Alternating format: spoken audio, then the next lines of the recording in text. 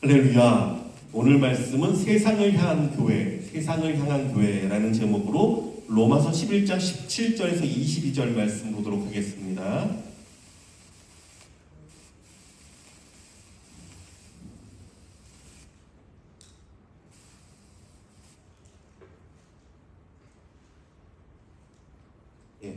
로마서 11장 17절에서 22절까지 말씀.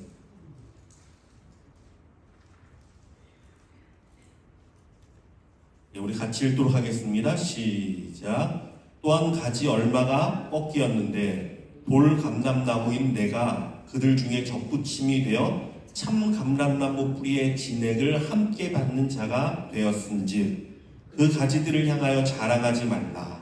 자랑할지라도 내가 뿌리를 보존하는 것이 아니요 뿌리가 너를 보존하는 것이니라. 그러면 내 말이 가지들이 꺾인 것은 나로 접붙임을 받게 하려 함이라 하리니 옳도다. 그들은 믿지 아니함으로 꺾이고 너는 믿음으로 섰느니라. 높은 마음을 품지 말고 도리어 두려워하라. 하나님이 원 가지도 아끼지 아니하셨은즉 너도 아끼지 아니하시리라. 그러므로 하나님의 인자하심과 준엄하심을 보라. 넘어지는 자들에게는 준엄하심이 있으니 너희가 만일 하나님의 인자하심에 머물러 있으면 그 인자가 너희에게 있으리라. 그렇지 않으면 너도 찍히는 바 되리라. 아멘. 여러분, 하나님을 섬기며 하나님을 사랑한다고 고백하는 사람들 중에서도요, 정말 하나님이 원하시는 것, 정말 하나님이 기뻐하시는 것을 찾아서 행하는 사람은 사실 그렇게 많지 못합니다. 사람들은요 모두가 그렇습니다. 이기적이라서 내가 복받는 것과 내가 은혜받고 내가 치유받는 것에만 마음이 가게 되어 있기 때문입니다. 하지만 그 중에서도 정말 복된 사람인데 이 사람은 어떤 사람이냐 하면 하나님을 생각하는 사람이에요. 하나님의 마음은 어떠신지, 과연 우리 하나님은 어떤 마음과 어떤 생각을 가지실지, 하나님의 마음을 헤아리며 그가 기뻐하실 것, 우리 하나님이 어떻게 하면 기뻐하실까? 우리 하나님이 어떤 것을 보고 기뻐하실까? 그가 원하시는 것을 찾아서 행합니다. 그의 마음속에 진짜 사랑이 있기 때문이에요. 여러분, 사랑은 무엇입니까? 여러분, 사랑하면요 그 상대가 기뻐하는 것을 해주고 싶어요.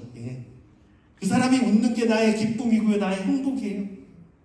그 사람이 행복해하는 모습을 보고 싶습니다. 이게 사랑이에요. 하나님을 향한 사랑도 동일합니다. 하나님이 기뻐하실 것들, 하나님의 마음을 시원하게 해드릴 것이 무엇인지 찾아서 그것을 행하게 됩니다. 왜? 진짜 하나님을 사랑하니까. 하나님을 위해 뭔가 하고 싶어요. 하나님이 기뻐하시는 것이 나의 기쁨이에요. 이러한 사람을 하나님이 만나면요 정말 축복을 쏟아 부어주십니다. 하나님은 아시잖아요. 누가 진짜 사랑하는지. 감격하시고 감동하십니다. 대표적인 사람으로 다윗이 그랬죠. 하나님이 그에게 모든 대적을 이기고 평안을 주신 때, 보통 사람 같으면 그러한 때에 나태해지고 게을러지고 하나님을 또 멀어지기 쉬운데, 다윗은 하나님을 묵상했습니다. 어떻게 하면 하나님이 기뻐하실까? 그러다 무엇을 떠올리죠? 나는 백향목궁에 거하는데 하나님은 저 천막에 장막에 거하십니다. 내가 하나님을 위해서 성전을 지어드리면 어떨까? 그 마음이 들었어요. 여러분, 이때 하나님의 모습을 생각해 보십시오. 성경 말씀을 보니까 정말 하나님이 감동을 받으셨어요. 하나님이 감동을 받아서 어쩔 줄을 몰라 하십니다. 그리고 다윗에게 말씀하십니다. 다윗아, 너가 나를 위해 집을 짓는 것이 아니라 내가 너를 위해 집을 짓겠다 말씀하죠. 너의 왕위가 끊어지지 않게 하겠다. 너의 자손을 내가 붙들겠다 말씀하십니다. 하나님께서 그에게 축복과 은혜를 마음껏 부어주십니다.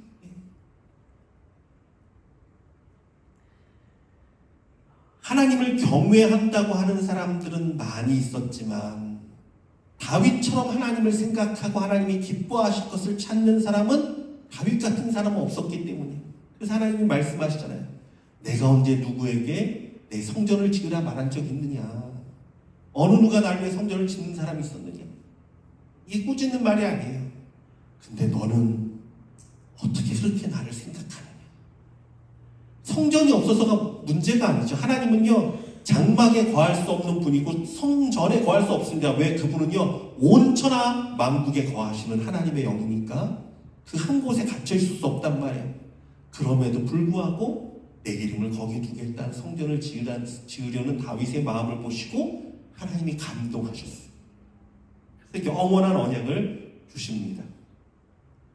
자, 그렇다면 성경을 통해서 하나님이 가장 기뻐하실 만한 일은 무엇일까요? 우리도 다윗처럼 하나님의 마음을 좀 헤아려서 하나님께 감동을 드려야 되잖아요. 하나님을 감동케 하는 사람 되길 주님의 이름으로 축원합니다.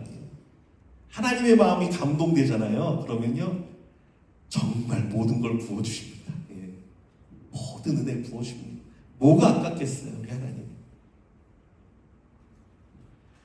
하나님의 마음에서 진정 갈망하는 것은 무엇인지, 하나님의 생각은 어디에 있는지, 그 뜻이 어디에 있는지 우리가 좀 알아야 되잖아요. 그래서 오늘 말씀 가운데서는요, 역사를 이끌어 가시는 하나님의 최대의 관심과 하나님이 제일 관심 가지시는 것, 그리고 하나님의 최고의 사랑이 담겨 있는 구원에 관해 이야기하려 합니다. 구원. 자, 인간이 선악과를 먹고 타락한 이후로 하나님의 마음과 뜻과 생각은요, 언제나 구원을 향하고 있었습니다. 하나님의 마음은 구원을 향하고 있습니다. 디모데전서 2장 4절은 말합니다. 하나님은 모든 사람이 구원을 받으며 진리를 아는 데 이르기를 원하시느니라. 아멘. 누가 구원받기를 원하신다고요? 모든 사람. 모든 사람, 모든 연락. 하나님은요, 모든 사람이 구원받기를 원하십니다. 그래서 아담과 하와가 에덴 동산에서 쫓겨날 때부터요, 하나님은요, 구원을 예비하십니다. 그 증거가 뭐냐? 가죽옷을 지어 입으셨어요. 가죽옷을 주었단 말이에요. 여러분, 가죽옷을 만들려면 뭐가 필요하죠? 동물의 희생이 필요합니다. 피 흘림이 필요합니다. 이게 무엇을 상징하십니까? 예수 그리스도. 그 옷을 지어 입음으로 그들의 부끄러움이 감춰지잖아요. 그들의 허물이 감춰지잖아요. 훗날 우리를 위해서 피 흘리실 예수 그리스도를 상징합니다. 그 보혈로 우리가 정결케 되고 우리의 죄가 가리워질 것을 의미하는 거예요. 여러분, 그래요. 태초부터 하나님은요, 우리를 구원하시기 위해 그의 아들 예수 그리스도를 내어주실 각오를 하셨습니다. 이게 하나님의 열심이에요. 구원을 향한 하나님의 마음이에요. 우리를 구원하기 위한 하나님의 갈망, 그 열정은요, 단 한 번도 식은 적이 없습니다. 그래서 하나님의 구원을 향한 뜨거운 마음을 생각하면서 성경을 읽잖아요. 여러분, 이 성경에 정말요, 새롭게 열립니다. 성경에 막힌 곳들이 확확 열립니다. 아, 그렇구나. 이 말씀이 하나님의 구원을 향한 이야기구나. 깨닫게 됩니다. 우선 하나님은요, 한 사람 아브라함을 택하시고 축복하셔서 복의 근원을 삼으셨습니다. 창세기 12장 2절에 3절은 이렇게 말합니다. 내가 너로 큰 민족을 이루고 내게 복을 주어 내 이름을 창대하게 하리니 너는 복이 될지라. 너가 복이다 라는 거죠. 너를 축복하는 자에겐 내가 복을 내리고 너를 저주하는 자에겐 내가 저주하리니 땅의 모든 족속이 너로 말미암아 복을 얻을 것이라 하신지라. 아멘. 아브라함을 택한 이유가 뭐라고요? 아브라함을 통해서 땅의 모든 족속에게 하나님의 구원의 은혜, 축복, 하나님을 알아가는, 하나님을 경외하는 그 축복이 흘러가게 하겠다라고 하나님의 계획이었어요. 자, 그리고 이 축복의 물줄기가 확장되어서 하나님은 한 민족, 아브라함의 후손인 이스라엘을 들어서 사용하기로 작정하셨습니다. 애굽에서 그들을 건져내신 이유는 분명했습니다. 이스라엘로 말미암아 거룩한 제사장의 나라를 삼으려 함이었습니다. 출애굽기 19장 5절에서 6절입니다. 세계가 다 내게 속하였나니 너희가 내 말을 잘 듣고 내 언약을 지키면 너희는 모든 민족 중에서 내 소유가 되겠고 너희가 내게 대하여 제사장 나라가 되며 거룩한 백성이 되리라. 너는 이 말을 이스라엘 자손에게 전할지니라. 아멘.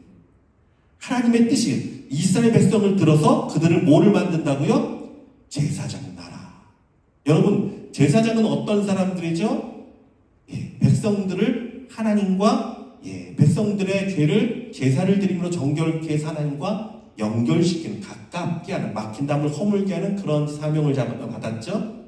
섬기는 사람이에요. 근데 이스라엘 전체를 하나님은요, 원래 제사장은 레위인 중에서도 아론의 후손만 맡았죠. 그런데 이 이스라엘 전체를 제사장 나라를 삼아서 누구를? 온 민족과 온 열방이 하나님을 섬기도록, 하나님을 경외하도록 그렇게 세우겠다. 이게 하나님의 뜻이란 말이에요. 하나님의 놀라운 계획이었어요. 그래서 이스라엘이 애굽에서 나올 때요, 그토록 많은 이적을 나타내십니다. 여러분, 10가지 재능이 되게 놀랍잖아요. 그런 거 없어도 하나님은 구원하실 수 있었죠. 왜 그러셨냐? 사실은 신학적으로 보면요, 10가지 재앙은 애굽에 10가지 우상을 하나씩 다 치는 거예요. 그들이 섬겼던 우상들에 대한 하나님의 심판이에요. 그들이 가장 하나님보다 귀하게 여겼던 것들을 다 치는 거예요. 홍해를 가르셨죠? 이걸 통해 뭘 나타내십니까? 온 땅에 진정한 여호와 하나님, 진정한 신은 하나님밖에 없다. 이거를요, 온 민족으로 하여금 나타낸 거예요. 이걸 나타내기 위해 애굽을 들으셨고 이스라엘 백성을 들으셨습니다. 자, 이 전능한 하나님의 소문을 누가 듣고 돌아왔습니까? 여리고에 기생했던 라합이 이 소식을 듣습니다. 여호와 하나님 같은 분이 없구나. 전능한 하나님이시구나. 그래서 돌아옵니다. 또 누가 돌아왔습니까? 가나안 땅에 살던 기브온 민족이 주님 앞에 엎드리죠.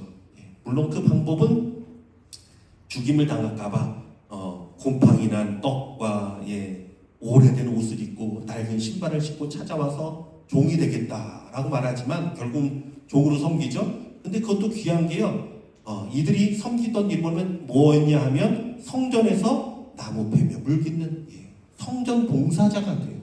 참 귀하죠. 그들이 돌아올 수 있었던 것은 전능하신 여호와의 손길을 받습니다. 소문을 듣고 돌아섰어요. 자, 여러분, 이걸 좀 우리가 생각해 봐야 돼요.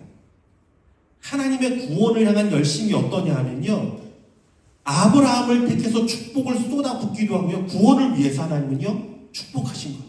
그렇죠? 나라를 세우기도 하십니다. 이스라엘 나라를 종에서 끊어내서 나라를 세우잖아요. 거룩한 나라를 세우기도 하고 능력과 기사와 이적을 나타내기도 하십니다. 무엇을 위해서라고 얘기해? 뭘 위해서? 구원을 위해서. 구원을 위해서 행하시는 일. 좀 전에 이야기했던 성전을 세우려는 다윗의 마음을 하나님이 보셨죠. 근데 특이한 건요, 하나님이 그렇게 기뻐하시고 그렇게 마음에 드시고 그렇게 감동하셨는데 실제로는 어떻게 하십니까? 다윗에게 성전 짓는 것을 허락하지 않으셨습니다. 그렇죠. 여러분, 왜 그런 줄 아십니까? 왜 다윗이 성전을 못 짓고 솔로몬이 지어야 합니까? 사실 솔로몬 성전은요, 역대상 말씀을 보면 다윗이 다 준비해요. 그 모든 은금과 모든 그 동과 철과 그 나무들을요, 정말 상상도 하지 못할 만큼 다윗이 다 준비해 줍니다. 다윗이 다 준비해요. 그런데 왜 다윗이 아니라 솔로몬이죠? 다윗은 왜 안 됩니까? 그 이유는요, 열방을 구원하기 위한 하나님의 배려예요. 배려. 역대하 22장은 이렇게 이야기합니다. 다윗이 솔로몬에게 이르되, 내 아들아, 나는 내 하나님 여호와의 이름을 위하여 성전을 건축할 마음이 있었으나 여호와의 말씀이 내게 임하여 이르시되, 너는 피를 심히 많이 흘렸고 크게 전쟁하였느니라. 내가 내 앞에서 땅에 피를 많이 흘렸은즉 내 이름을 위하여 성전을 건축하지 못하리라. 보라, 한 아들이 내게서 나리니 그는 온순한 사람이라. 내가 그로 주변 모든 대적에게서 평온을 얻게 하리라. 그의 이름을 솔로몬이라 하리니 이는 내가 그의 생전에 평안과 안일함을 이스라엘에게 줄 것임이니라. 아멘. 자, 무슨 말이냐 하면은 다윗은요 여호와의 전쟁을 치렀지만 하나님과 동행하며 하나님의 전쟁을 치렀지만 주변 모든 민족들이 사실은 이 전쟁으로 인해 피를 흘렸습니다. 나라를 빼앗겼습니다. 그러니까 이방인들의 입장에서는 만약에 다윗이 성전을 세워서 다윗의 성전이라고 불리면요 그곳에 가기가 꺼려져요. 왜? 다윗이라는 사람은 어쨌든 내 가족을 죽인 사람이고 내 민족을 빼앗은 사람이고 어떻게 다윗의 성전에 가서 예배를 드립니까? 그렇죠. 사실 다윗의 성전은요 온 열방이 나오기에 그 이름이 적합하지 않아요. 하나님이 다윗아 너가 나를 위해 짓는 게 아니라 내가 너를 위해 짓을게. 사실 다윗의 마음을 받고 하나님이 다윗을 위해 모든 것을 다 해주시고 다윗을 위해 집을 지으시고 축복하셨지만 그 성전은 평화의 사람, 온유의 사람 솔로몬을 통해서 지어지게 됩니다. 그래서 이게 솔로몬의 성전. 왜? 솔로몬 성전은요 누구든지 올 수 있습니다. 마음에 거리낌이 없습니다. 평화와 화해와 온유함을 상징합니다. 이것이 하나님이 열방의 주께 나오게 하기 위한 하나님의 배려예요. 배려. 하나님의 사랑이에요. 그래서 여러분 솔로몬 성전이 지어질 때는요 그 목적이 뚜렷했습니다. 이 성전이 왜 짓는 것인지. 자, 그래서 역대하 6장 32절과 33절 말씀은 솔로몬이 이제 성전을 다 짓고 기도할 때 올렸던 내용인데 읽어드리겠습니다. 주의 백성 이스라엘에게 속하지 않은 이방인에게 대하여도 그들이 주의 큰 이름과 능한 손과 표심판을 위하여 먼 지방에서 와서 이 성전을 향하여 기도하거든 주는 계신 곳 하늘에서 들으시고 모든 이방인이 주께 부르짖는 대로 이루사 땅의 만민이 주의 이름을 알고 주의 백성 이스라엘처럼 경외하게 하시오며 또 내가 건축한 이 성전을 주의 이름으로 일컫는 줄을 알게 하옵소서. 아멘. 뚜렷합니다. 하나님이 솔로몬을 통해서 이 성전을 짓게 하신 이유는 모든 이방인이 주께 부르짖고 나와 땅의 모든 만민이 주의 이름을 알고 주의 백성 이스라엘처럼 하나님을 경외하게 하려 하십니다. 이스라엘 백성을 제사장 나라 삼아서 모든 열방이 하나님을 경외하도록 사용하기 위해서 이 성전을 지어주셨다. 너무나 뚜렷합니다. 너무나 뚜렷합니다. 유대인들만을 위한 성전이 아니라 온 땅, 온 민족을 위한 성전이었다라는 것이죠. 사실 이 성전을 지을 때도 이따 이건 양육할 때 나눠준 종이 보시면 나오는데 성전을 짓는데 유대인만 지은 게 아니라 이방인도 함께 짓습니다. 벌목을 하고 노역을 하고 또 여러 가지 감독을 하고 이방인들도 함께 짓습니다. 이게 하나님의 성전이에요. 그래서 유대인들은요 제사장 나라로서 온 민족이 나와 죽게 하는데 마음을 열고 그들을 받아들여야 됐어요. 하나님께 나오는 것을. 근데 여러분 이스라엘은 이러한 하나님의 뜻을 망각했습니다. 잊어버렸습니다. 왜 그렇습니까? 개인주의, 이기주의 신앙으로 굳어져서 선민사상, 선민사상이 무엇이죠? 나만 택함 받은 거예요. 나는 특별하게 선택을 받은 사람이에요. 이 선민사상이라는 오직 자신들만 택함 받고 구원받았다는 마음으로 살았습니다.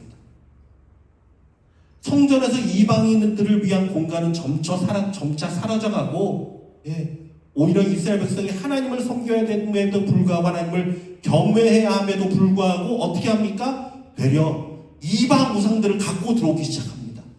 이방 우상들을 섬깁니다. 그래서 결국 이스라엘이 쫓겨나죠. 자, 어쨌든 성전에서 예수님 당시에도요 성전 이방인의 뜰이라고 불리는 성전 안뜰이라고도 말하는 성전 안에 이방인의 뜰이 있었습니다. 근데 그곳이 어떻게 변했냐면요 이방인들이 와서 기도하는 곳이 아니라 장사하는 사람들과 돈 바꾸는 사람들로 가득 차고 한번 생각해 보세요. 동물들은 거기서 똥을 싸고 그냥 냄새가 진동을 했을 것이고, 사람들은 흥정하는 소리가 커졌을 것이고, 정말 시장통이 됐어요. 하나님을 경배해야 되는 것이 도무지 기도할 수 없었습니다. 자, 그림이 좀 작긴 한데 여러분 보시면 성전이에요. 저 가운데 성전이 있고, 저 위쪽에 이제 성전이 있고요. 쭉 옆에 보면 넓은 공간, 이게 이방인의 뜰입니다. 이방인의 뜰이에요. 근데 저기에 장사하는 사람들, 또 돈 바꾸는 사람들, 성전에 쓰일 재물들, 소나 양이나 염소나 뭐 이런 것들 잔뜩 갖다 놓고 완전히 강도의 수구를 만들었습니다. 이때 예수님 오셔서 그들의 장사하는 상을 다 엎으시고 화를 내셨어요. 예수님 화내는 분이 아니잖아요. 화를 내셨습니다. 견딜 수가 없었습니다. 쫓아내셨습니다. 그리고 말씀하십니다. 기록된 바 내 집은 만민이 기도하는 집이라 칭함을 받으리라고 하지 아니하였느냐. 너희는 강도의 소굴을 만들었도다. 이 성전은요, 유대인의 성전으로 불려야 하는 것이 아니라 어떻게 불려야 한다고요? 만민이 기도하는 집이라 일컬음을 받아야 됐어요. 만민이 나와서 기도하고 만민이 나와서 하나님께 경배하는 곳이 되어야 했습니다. 그렇게 불려져야 했습니다. 근데 너희가 무엇을 만들었다? 강도의 구렬을 만들었다. 왜 강도의 구렬입니까? 이방인들을 위한 공간과 배려와 예배를 다 빼앗아가 버렸어. 열방을 향한 하나님의 열심과 사랑을 다 빼앗았습니다. 탈취해버렸습니다. 그들이 막아버렸습니다. 이게 강도죠. 그래서 강도의 구렬이 되어버렸어요. 결국 하나님은요, 주후 70년에 이 성전에요, 돌 위에 돌 하나도 남기지 않고 다 무너뜨리십니다. 다 무너져요. 실제로 역사가들이 그렇게 얘기합니다. 성전에 원래 그 성전이 너무 화려했대요. 금 같은 것도 막 있었대요. 근데 불타오르면서 이것이 다 녹아 흘렀다는 거죠. 그래서 사람들이 이 성전이 무너진 성전 터에 가가지고 돌들을 다 들쳐내고 돌들을 다 부수면서 이걸 금을 찾았다는 거예요. 금, 녹은 걸 발견. 그래서 정말 말대로 돌 위에 돌 하나도 남기지 않아요. 지금 남아있는 통곡의 벽은요, 외벽이에요. 외벽. 성전 외벽. 성전은 다 무너져 내렸습니다. 돌 위에 돌 하나도 남지 않게 됐습니다. 왜 그렇습니까? 복음을 잃어버린 성전. 복음의 문을 막아버린 성전은 더 이상 성전이 아닙니다. 성전이라 불릴 수 없습니다. 하나님은요, 복음을 잃어버린 이스라엘도 무너뜨리셨습니다. 더 이상 그들에게 귀한 복음의 귀한 사명을 맡길 수 없었기 때문이에요. 그들을 통해 흘러나가야 되는데 썩은 물이 됐습니다. 고인물이 됐습니다. 우리만 구원받은 자다. 우리만 선민 사상이다. 그래서 하나님의 은혜의 감람나무에서 이스라엘은 꺾으시고 잘라내시고 그 자리에 이방인, 여러분 저와 여러분이 이방인이 사실 우리들을 접붙여 주셨습니다. 성전은 어떻게 됐습니까? 그 성전을 다 허무시고 예수 그리스도가 친히 성전이 되셔서 이전을 헐라 성전 대신 자기를 향하신 것이라 말씀하셨죠. 예수님이 성전이 되셔서 예수 그리스도를 주로 고백하는 모든 이들의 마음 가운데 진정한 하나님의 임재가 임하는 성전을 세우셨습니다. 할렐루야. 우리 마음 가운데 성전이 세워졌어요. 하나님이 임재하는 공간, 예수 그리스도로 말미암아. 자, 우리를 감람나무에, 하나님의 그 감람나무에 접붙임을 받게 했다. 이스라엘을 잘라버리고 우리가 접붙임을 받게 됐습니다. 자, 이것의 이유가 뭐라고요? 왜 우리를 접붙여 주셨죠? 우리를 통해 복음이 흘러가라고. 우리를 통해 생명이 흘러가라. 우리를 통해 하나님의 은혜가 흘러가라. 여러분, 우리들은요, 이것을 기억해야 합니다. 우리가 신앙생활을 오래 하잖아요. 그러면요, 마치 나는 원래부터 하나님에게 붙어 있었던 참 감람나무다라고 착각하기 쉽습니다. 하지만 아닙니다, 여러분. 원칙적으로 말하자면요, 우리는 이방인이죠. 이방인이에요. 단지 믿음으로 접붙임을 받은 것. 그 은혜 가운데, 그 사랑 가운데, 그 생명 가운데. 여러분, 이것을 기억하는 자가 되기를 원합니다. 이것을 기억해야 하는 이유는요, 겸손해지기 위해서요. 교만할 수 없습니다. 예. 이스라엘 백성처럼 교만해져서 나만 구원받은 자다, 나만 은혜 받으면 된다, 나만 하나님을 경외하면 된다, 개인주의 신앙, 이기적인 신앙에 빠지지 말아야 돼요. 겸손해져야 돼요. 오늘 본문 그대로 하나님은요, 원가지도 잘라버리신 분이란 말이에요. 원가지도 잘라내셨어요. 그러니까 하물며 우리는 어떻게 했습니까? 로마서 11장 19절에서 21절 말씀이죠. 그러면 내 말이 가지들이 꺾인 것은 나로 접붙임을 받게 하려 함이라 하리니 옳도다. 그들은 믿지 아니함으로 꺾이고 너는 믿음으로 섰느니라. 높은 마음을 품지 말고 도리어 두려워하라. 하나님이 원가지들도 아끼지 아니하셨은즉 너도 아끼지 아니하시리라. 두려운 마음으로 복음의 사명을 감당하며 하나님의 인자하심에 늘 거해야 한다라는 것입니다. 그런데 여러분, 참 놀라운 사실이 하나 있습니다. 참 놀라운 사실이 있습니다. 뭔지 아십니까? 우리들은요, 원가지도 누려보지 못한 놀라운 예수 그리스도라는 은혜를 얻은 자들이기 때문에 그렇습니다. 이 은혜는요, 이스라엘도 누려보지 못한 거예요. 그들은 받아들이지 않았습니다. 저와 여러분은요, 예수 그리스도의 십자가의 생명의 언약이 있음을 기억하는 자가 되기를 원합니다. 놀라운 은혜예요. 이 은혜가 어떻습니까? 영원토록 내가 너와 함께하겠다. 너를 버리지 않겠다. 영원토록 내가 너와 함께할 것이다. 생명의 언약이에요. 영원한 언약이에요. 예수 그리스도의 피로 그 생명으로 찍으신 하나님의 언약이에요. 이게 얼마나 귀한 것입니까? 그러므로 여러분, 우리는요, 정말 그리스도의 은혜로 거듭난 우리들은요, 영원한 생명에 들어간 자들입니다. 벌써 들어간 자들입니다. 하나님의 언약은 변치 않습니다. 복된 자들. 그러니 우리는 어떻게 해야 합니까? 더 예수 그리스도의 사랑을 증거하기에 최선을 다해야 됩니다. 자, 하나님이 우리를 버리시지 않는 것은, 이거 잘 기억하세요. 하나님이 우리를 버리지 않죠. 이거는요, 하나님의 의무가 아니라 긍휼이기 때문에, 긍휼. 이걸 우리가 기억해야 돼요. 아, 그래. 하나님은 날 진짜 버릴 수 없어. 그러니까 난 뭘 해도 천국에 가. 이러면 안 되는 것이 뭐냐면, 이것이 내 권리가 아니라 내게 베푼 하나님의 긍휼임을 알아야 돼요. 그렇지. 이게 하나님의 긍휼이지. 하나님은 능히 잘라내실 수 있는 분이지만, 아니, 잘라내야 맞지만 하나님의 긍휼이 나를 붙들고 있는 것이지. 이걸 기억해야 돼요. 이걸 기억해야 돼요. 그래서 바울은 뭐라고 말하냐면요, 이렇게 말합니다. 내가 내 몸을 쳐 복종하게 함은 내가 남에게 전파한 후에 자신이 도리어 버림을 당할까 두려워함이로다.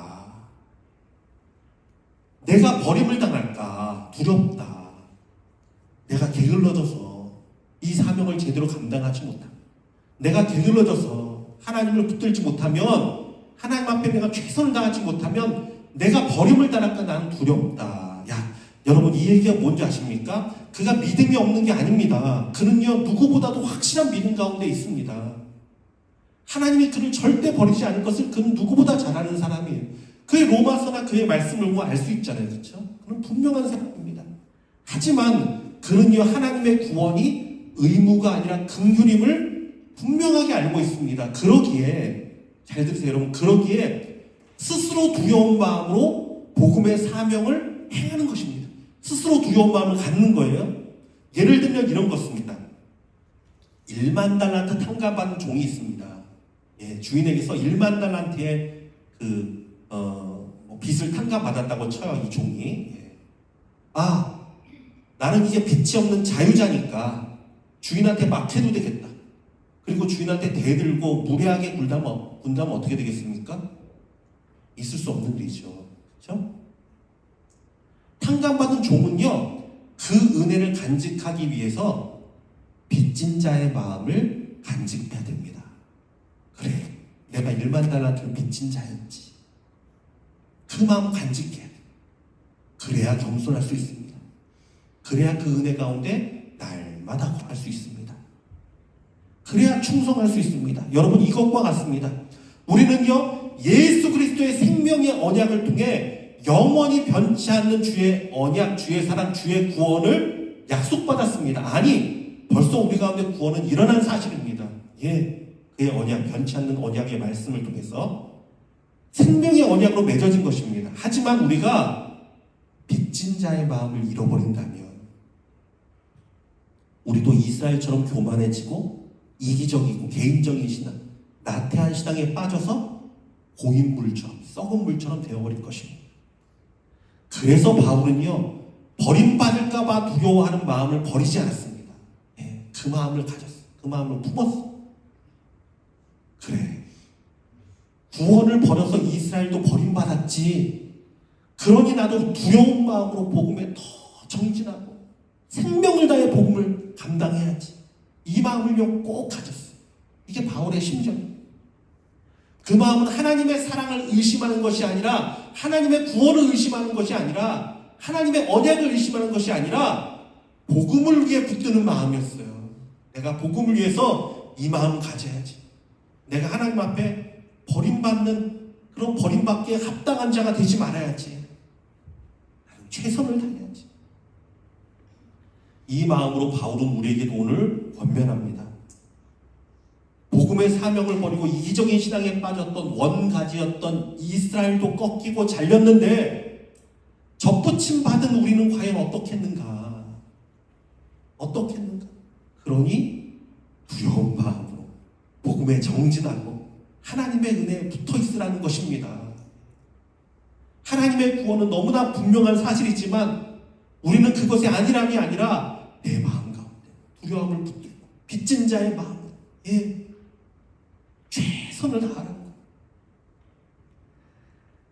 자, 이제 말씀을 정리하겠습니다. 하나님은요, 창세 이후로 복음을 위해서라면 못하신 것이 없어요. 복음을 위해서라면요, 축복도 아끼지 아니하시고 민족과 나라도 세워주시고 수많은 이적도 나타내시고 복음을 위해서 자기의 아들의 생명을 다 주기까지. 하나님은요, 복음을 위해서라면 못하시는 게 없는 분이에요. 예.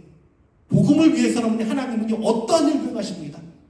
생명을 주셨는데, 그 아들 예수를 주셨는데, 복음을 위해서. 그리고 복음을 버리고 이기적인 신앙에 빠져서 마치 고인물처럼 썩은 곳은요, 과감히 도려내시고 그 촛대를 옮기신 분이십니다. 역사를 보세요. 하나님 그러셨단 말이에요. 그러니 사랑하는 성도 여러분, 우리의 모습이 어때야 합니까? 여러분들을 통해 지금 생명이 흐르고 있습니까? 돌아보십시오. 여러분들을 통해 복음이 흘러가고 있습니까?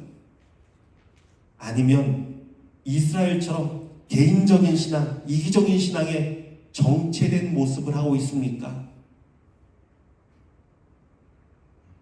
미국이라는 특별한 환경과 여러 가지 상황에 얽매이다 보면요, 잘못하면 가장 중요한 복음의 사명은 잊어버리고 그냥 내 일에만 얽매여서 복 주신 하나님, 물론 하나님 복 주실 분이시지만 나의 일에만 얽매여서 멈춰서 있을 수 있습니다. 그러나 여러분, 우리의 잠들어 있던 복음의 세포들을 깨우시기를 바랍니다. 다시금 여러분, 우리가 주님 앞에서 결단하고 빚진 자의 마음을 붙들고 나도 정말 버림받을 만한 그러한 자가 되지는 말아야지. 나도 정말 생명을 다해야지. 나로 인해 썩은 물, 고인물 되지 말아야지. 여러분, 다짐하시고 나로 인해 생명이 흘러가고 구원이 흘러가고 복음이 흘러가고 사랑이 흘러가고 축복이 흘러가는 참된 복의 통로 되시길 주님의 이름으로 축원합니다. 바울은 정확히 우리에게 말씀으로 도전을 줍니다. 높은 마음을 품지 말고 도리어 두려워하라. 하나님이 원가지도 아끼지 않으셨으니 너희는 어떠하겠는가?